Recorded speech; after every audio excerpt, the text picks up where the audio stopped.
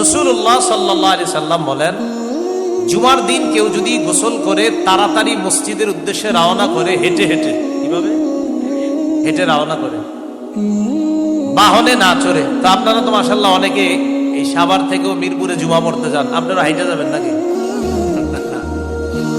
এটা হলো আশেপাশে যে মসজিদগুলো আছে, যখন আপনারা যাবেন তাহলে তাড়াতাড়ি গোসল করা, গোসল করে তাড়াতাড়ি মসজিদে হেঁটে হেঁটে যাওয়া, গিয়ে ইমামের কাছাকাছি বসবেন।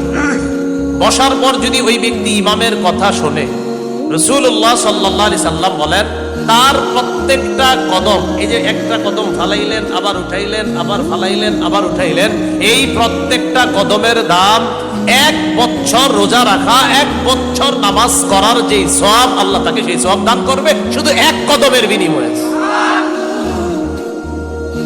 1 বছর রোজা রাখা, 1 বছর নামাজ পড়ার সওয়াব।